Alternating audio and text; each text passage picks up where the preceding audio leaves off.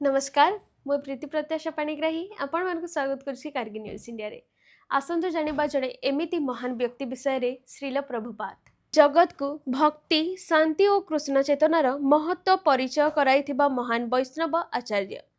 से इस्कन स्थापना करी भगवान का नाम संकीर्तन को विश्व मंच रे प्रसार करथिले। तांका शिक्षा आज मध्य लक्ष भक्तों को प्रेरणा दे जाउछि।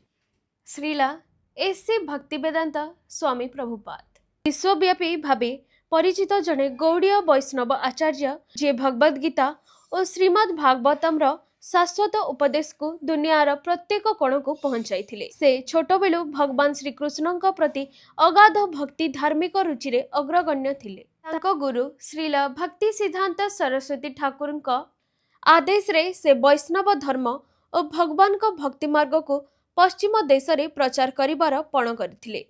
1965 मसीह 29 वर्ष बयस रे से एकाकी अमेरिका को प्रस्थान करी ISKCON international society of Krishna consciousness स्थापना करथिले।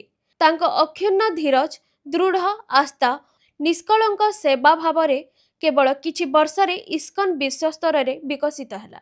श्रील प्रभुपाद 60 रु अधिक पुस्तक रचना करथिले, जेउतिरे भगवद गीता श्रीमद् भागवतम चैतन्य चरितामृत इत्यादि विशेष भावे प्रसिद्ध। तांको उपदेश हेउची समस्ते हरिनाम संकीर्तन शुद्ध जीवन भक्ति दया एवं समाज मध्यरे शांति और भाईचारा स्थापन करिबा। श्रील प्रभुपाद 1977 मसीह से शारीरिक देहत्याग करथिले, किंतु तांको आदर्श शिक्षा और साधना आज मध्य विश्वजुड़ा लक्ष लक्ष भक्तों प्रेरणा स्वरूप रही। आगो को आहरी एमिति इनफॉर्मेटिव वीडियो देखा आम गार्गी न्यूज इंडिया को फॉलो कर। धन्यवाद।